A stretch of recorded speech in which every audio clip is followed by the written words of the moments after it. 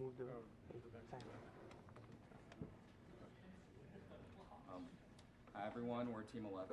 I'm Joshua Solorzano Potash. I'm Andrew Van Westrom. Jason Windler. And we created the Disarm Alarm. So when we were going through all of our concept generation and everything, we wanted to take something that would have useful function as well as be fun and entertaining for kids. And we know something that everyone really hates doing is waking up in the morning. So we wanted to really do something that got people more enthused about that and make that a little more entertaining. So we decided to design an alarm clock that also had a game aspect to it and had a theme to it to have a more specific market. So we made it Dragon Ball themed. So for those of you that don't know, Dragon Ball is a manga, anime, video game, kind of fantasy, action, adventure, martial arts world, where the main character Goku, who is the figure on top of the alarm clock, goes around and tries to collect the 7 Dragon Balls. And when he collects all 7 balls, he's able to summon the dragon and make a wish. So in that kind of sense, we have 7 different buttons around it. And when you play the game, you want to collect all 7 balls by matching the pattern of all 7 of the buttons. So our target users were people ages 12 to 25, mostly people that would know about the show, primarily boys, because it's usually more common that boys are into like the action and adventure type genres. And then, of course, passionate Simon Says players so they can challenge themselves more, and also followers of Dragon Ball. Yeah. So some of the similar products that were on the market, like there's a lot of alarm clocks out there where they make you do some sort of challenge, but we found that they're all incredibly simple. Like you see the one in the middle, it has 3 blocks you have to put on there in order the alarm to shut off. One, you have to chase the little helicopter thing across the room or shoot a target it's not going anywhere. But you don't have to really be awake to do any of these things. So we wanted to make something where you had to be mentally awake in order for the alarm to shut off. So here's kind of a transparent view of the inner workings of our part. You can see the 7 LED push buttons around the top. Goku's figure sits on top. He is also removable, so you can change out the figure if you want to. LED screen on front. We have a spot for a speaker, and it's Arduino powered, which you can see is a great figure on the bottom. Here's a model of our lower base. A few features we want to point out is we added internal structural support. If you feel this, it's very rigid, because a lot of times in the morning, if you're going over and trying to hit the snooze, you smash on your alarm clock a bit too hard. 3D printed parts aren't going to hold up very well. But so we added internal support in order to prevent any problems. In this view, you can see there's slots to hold the Arduino in place. There's slots to hold the screen in place, so it's all sturdy. Nothing's moving anywhere.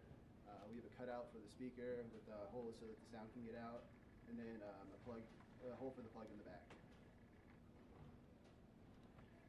Here's our CAD model of Goku. We spent quite a bit of time getting his hair just to be exactly the way it is in the show. It's very iconic. It's a key feature we wanted to focus on. And then again, the base is like a standard size. We could add more figures from other characters in the show, or maybe even different shows if we had more time and more budget. All right, so I'm going to go into a little bit of how it works. There's a lot of functions, so I probably won't get into all of them. So there's 3 main inputs on the top. One for playing the game mode separately from the alarm, one to set the time, one to set the alarm. So if you set the time, you want to hold the middle button. One of you guys can do that. You hold the middle button, and then it prompts you to enter in the hours, the minutes, the seconds, so you can go ahead and set that alarm, or set the time. And the 3 inputs on top act separately as sub-menu functions. So one's like up, one's down, and one's select. So you're only using those 3 for different settings. So to do the alarm is much like set the time. You hold the right one, except for the first option, you choose whether you want the alarm off or you want the alarm on. So you can play the video there if you want. That's turned sideways. never mind. Yeah, we'll play with it a little bit at the end here. And then the last one is the game mode. So you hold the last input and you start the game. And that was important for us because we did want this to be an alarm clock that was also a toy. We wanted it to be a toy first and an alarm clock second. So it can function independently as a toy by just selecting the game mode. And we have two different modes. One where you do the non-repeating 7 on top, like you would do if the alarm went off, and then you have like an infinite play mode, which is much more like Simon Says. So you can play until you fail. And what we did is we added on the main screen, I don't know if you guys can see that. Oh, it's not. Oh yeah, on the right there, there's 3 different icons on the bottom. One has like a little alarm picture on it, and it has a check mark or X. That'll tell you if the alarm's off or on. Then you have this like funky little S thing. That is our win streak, or max rounds win. So when you play the infinity mode, like Simon Says, it will record how far you got. And so that will always display. It's kind of a way for kids to like check themselves, be like, yeah, that's my max score, you know. And then the last one over there is the W. That's like, so how many times did you disarm the alarm in the morning? It's just another nice way for kids to keep track. So some of the innovations we want to highlight on this are, again, the figure on top he can be removed, he snaps into place, you can change it out, add more play value maybe, anything with the standard size base.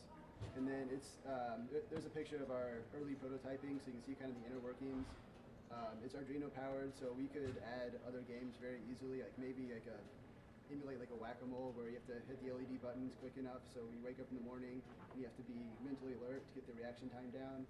So there's a lot of features that we could easily add to this just by plugging into a computer and running some code. Yeah, we'll try and set the alarm so you can get the cool 8-bit tone that we created, which is another thing that we would do if we had more time, is we would put separate storage for memory so we can play MP3s. We didn't really have enough room, but it's a cool 8-bit sound, so I think you guys will enjoy it. There's a bunch of different tones. It would take a long time to go through all of them. You know, one for if you win a round, one for if you lose, if you win the game. You know, is it going to go off? It'll go off in 30 seconds. All right, in 30 seconds. Just get ready. Any Quick questions while We we're waiting. can answer questions while we're waiting. If there are any. So, what made you not choose like a physical or tangible outcome to it? And I realize that most of your actions are, sure, the interaction is with pressing buttons, but at the end there is no kind of physical movement that happens with the toys. We had the idea in the show. Goku has like a power pole, and so when you push a button, he kind of spins and we'll check this off. He spins around and tries to like knock you out of the way to get from getting the Dragon Balls, but we started running out of budget, so we had to stop that idea. And then when you want to like stop the alarm and start the game, you just press any of the buttons. And then the game Then, starts. different rounds. Successful sound. And if you fail, it goes off again. So you have to make it through all 7 rounds.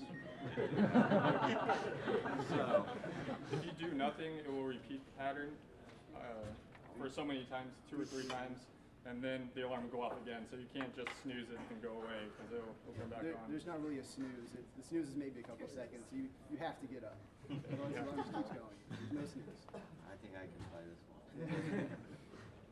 Also, since you have a USB connection to like a computer, have you thought about adding more functionality in terms of what you can do with the computer for the alarm? We could have internal batteries or other plugs. This is just the one that we had, so USB connection is the only plug that we had available to us.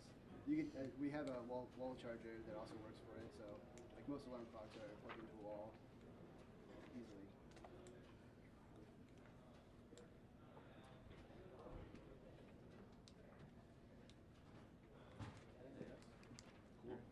thank you.